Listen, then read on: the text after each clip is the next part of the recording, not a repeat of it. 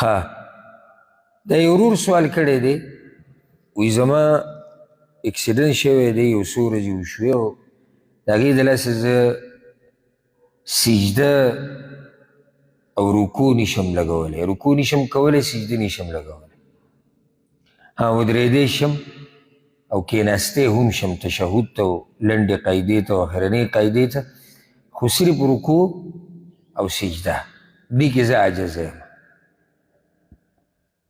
نو د دې طریقه به صحیح مسله ګوره دا یاده کوي که دا تاسو ته یاده شو ډېرې مسلې به تاسو ته اسانې شي قانون دا یاد که د منځه چې کوم ارکان دي او واجبات دي په دې کې چې ته څومره کولی شي هغه به کې څومره چې کولی شي هغه به کې او د کوم نه چې عاجزه شو هغه ساقط شو الله په قرآن کې فاتقوا الله ما استطعتم او رسول صلی الله علیه وسلم هغه صحابي ته ویلي عمران بن حسین رضی الله عنه ته وایي مونځ په ولاړه کې ګوره چې وس دې رسي په ولاړه که نه رسي په ناسته اوس د ناستې نه ته ډایرکټ ګورې په اړخ باندې مونځ کول یا په سملاسته نشي کولی ولې ځکه چې ستا د ناستې طاقت شتي که د ناستې باندې نشي فعلا جنب نو په اړخ باندې که په دغه هم نشي بلکل نیغ سم ده بلکل څه حرکت نه وي هېڅ هم نشي کولی ژبه هم نشي خوځولی د زړه په ارادې سره او په نیت سره یې کوه مقصد زما د خبرې دا دی چې یو سړی دی هغه ضرور وایي زه ودرېدی شم خیال هم دی که نه خو زه رکوع نشم کولی زه سجده نشم لګولی کېناستی شم خو سجده نشم لګولی اوس دې ځای کې دا مسله یاده کړه چې څوک په ودرېدو قادر وي دی به لازم په دې مانځه کې ودرېږي دا ما غلطي د ډېرو خلکو لیدلی دا ګوره وړه مسله نه ډېره خطرناکه ده په مانځه کې ودرېده رکن دی او قصدن عمدن چې رکن پرېږدي ستا مونځ نه کېږي نو دې ته د زنګنانو مسله ده دې کېناستی نه شي مثال کې دی په ځمکه باندې کېناستی نه شي نو د اول سر نه مونځ ولې په ناسته کې ته د اول سر نه ولې مونځ په ناسته کې ودرېدی خو ته شي نو چې ودرېدی شي رکوع نشي کولی نو په رکوع کې به دی بیا اشاره کوي ایما په سر سره سجدې ته سجدې د دې ځمکې نه نشي تللی تندی نشي لګولی نو په ناسته به دی اشاره کوي کېناستی شي نو کینی به بیا په کېناستو کې دا مسله یاده کوي ګورئ بعضو علماو خو له منډه دا فتوا ورکړې ده وایي چې یو سړی کېناستی شي په ځمکه باندې دی په کرسۍ نه کیني ولې ځکه چې رسول وسلم نه دی استعمال کړی صحابه کرامو نه دی استعمال کړی هغوی چې لکه اوس زه کېناستی شم او یو روغ سړی دی هغه کیني په مانځه کې دواړو ته ګوره یو سړی دی چې هغه رکوع نشي کولی سجده نشي لګولی خو کېناستی شي صحیح ده هغه بل روغ رمټ دی هغه هم په مانځه کې کیني دا روغ چې په مانځه کې کیني دی په څه کیني که په کرسۍ کیني نو دی ولې په کرسۍ کیني دی ولې په کرسۍ کیني چې دی کېناستی شي نو چې کیني به کوم ځای به کیني په ځمکه به کیني وایي چې زه په ځمکه کینم زه به د خپې غځوم د خپې وغځوه دا د کرسۍ د ناستې نه غوره ده یا زه به زنګنان ودروم ویې دروه خو دا د کرسۍ د ناستې نه غوره ده دغه طریقه وه د رسول صلی وسلم او د صحابه کرام بل دا چې تا هغه څه وکړو چې ستا په وس کې شتي غاړه دې خپل ازادي کړه په مانځه کې چې کله موږ د ناستې بحث کوو چې یو سړی کېناستو لنډې قاعدې ته به ته څنګه کښېني په ځمکه به کښېني نو دې ولې په کرسۍ ناستې خو چې اوس څوک دا وایي چې زه په ځمکه نشم کېناستی دا اوس بله مسله ده د ده عذر په بل ځای کې دی زه په ځمکه کېناستی نه شم نو چې په ځمکه نشي کېناستی دی په کرسۍ کښېني اوس د ده دا عذر په خپل ځای برابره دی خو چې په ځمکه کېناستی شي او دی کښېني په کرسۍ باندې نو ما خو درته ووایي مسله ګورې داسې وړم نه د بعضو علماو خو دا ویلي وایي د ده مونځ نه کېږي اگر که موږ دا وایو چې مونځ به اوشي خو غوره طریقه دغه دی چې دی په ځمکه باندې کښېني. بیا هم احتیاط ګوره کله چې د علماو اختلاف یو مسله کې راشي چې کېږي او نه کېږي، کېږي او نه کېږي، نو احتیاط ته به ته ګورې چې د چا په فتوه کې احتیاط دی. دې کې احتیاط په کومه فتوه کې دی چې په ناسته دي، ناس خو هغه کرسۍ هم ناست دی چې په ځمکه باندې کښېني، احتیاط دې کې دی. ها بله مسله دې ورور ته هم وایم او ټولو ته هم وایم، یو سړی دی ودرېدی شي، یو سړی دی ودرېدی شي خو رکوع نشي کولی. نو ما بعض خلک لیدلي دي چې دی ولاړي بیا چې رکوع له ځي کښېني، رکوع له چې ځي دی کښېني او بیا دی اشاره کوي. ستاسو دې باره کې څه خیال دی؟ دا طریقه صحیح ده که غلط ده که نه؟ تاسو ته دا مسله نه معلوم، تاسو ته وایم څه غلط څه خو ووایي ولې غلطه ده؟ د ولاړې نه به د رکوع اشاره وکړي،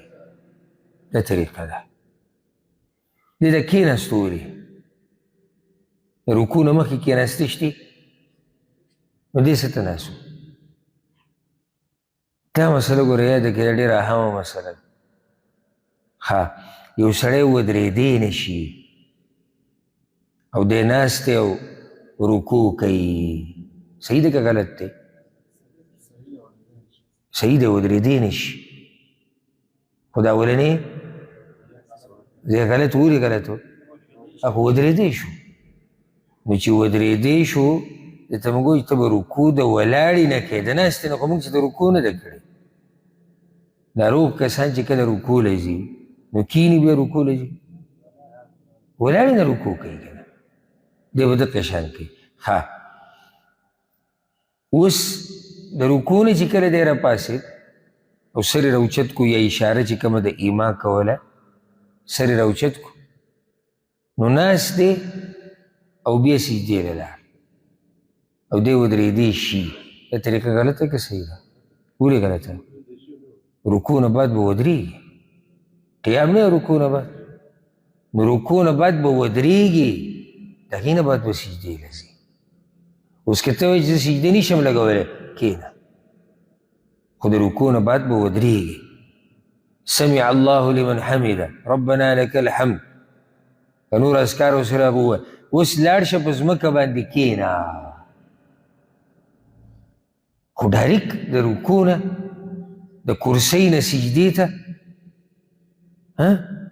د کرسۍ نه خو سجدې ته ته څنګه ځې؟ دا جایز دی د چا دپاره چې څوک ودرېدی نه شي، دا جایز دی د هغه چا دپاره چې څوک ودرېدی نه شي. په دې مسله پوه شوئ که نه؟ ډېره اهمه مسله ده، ډېره اهمه. انسان دی دته قسمه قسم مسلې راتلی شي، کله د ملا تکلیف، کله د جوړونو، کله د خپې، کله عرضي بیمار، کله د عمر د لاسه بیمار. نو دی به اوس خپلو حالاتو ته ګوري چې دی په منځه کې څه کولی شي، په کوم چې قادر دی هغه به لازم کوي. ودرېدی شي دی به ودرېږي، ښه لږ ودرېدی شي، ډېر نه شي، لږ به ودرېږي. دا بله مسله ده. کله داسې وي زه ودرېدی نه شم، د اول سر نه ناست حالانکې دی رکعت دوو کې ودرېدی شي، نو که قیامت په ورځ ته الله ته مخامخ شي او ته ووایې چې یا الله زما اوس هم دقه رکعت دوو کې د ودرېدو و بیا نه و، نو غاړه دې ازادي شوه. ښه ستا اوس و رکعت دوو کې د ودرېدو، ته د اول سر نه ولاړ نه یې، نو تا خو قصدن به یې رکن پرېښودی دی. الله رب العزت دی دې ورور له څومره چې مریضان دي الله رب العزت هغه ټولو ته روغ صحت ورکړي. خو دا مسله ګورئ ډېره اهمه ده، ډېره اهمه، ځکه چې ما په خپلو سترګو لیدلي دي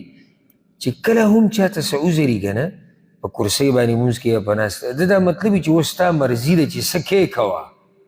ځکه زه هسې معذوره یم. نه ته معذوره په څه کې؟ دا سوال دی. نه هغوی زه معذوره په رکوع کې، فقط رکوع لګولو کې رکوع کولو کې به تا ته اسانتیا یي تا سره به ګزاره کیږي خو سجده ولې صحیح نه لګي هغه ته لګولی شي ودرېدی خو ته شي نو ودرېږي ولې نه کېناستی خو ته شي په ځمکه باندې نو کښېني ولې نه کم څه کې چې نشي هلته الله ستا عذر قبول کړی ده الحمدلله د